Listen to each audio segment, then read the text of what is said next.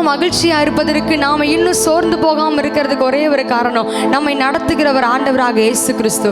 ஆமென். சின்ன பிள்ளைங்களை கூப்பிட்டு ஏதாவது நீ எப்படி இவ்வளோ தைரியமாக இருக்கனா, எங்கள் அப்பா ரொம்ப தைரியமாக இருப்பாங்க, அதனால எனக்கு அப்பாவுடைய தைரியம். எனக்கு எங்கள் அம்மா இதெல்லாம் எனக்கு சொல்லி கொடுத்தாங்க, அவங்க சொல்லி கொடுத்த மாதிரி நான் நடந்துக்கிட்டேன், அதனால எனக்கு இப்படிப்பட்ட ஒரு ரெகக்னேஷன் கிடச்சிச்சு. எங்கள் கோச் சொல்லி கொடுத்த மாதிரி நான் இந்த ஸ்போர்ட்ஸில் விளையாண்டேன், அதனால நான் கப்பு ஜெயித்தேன்.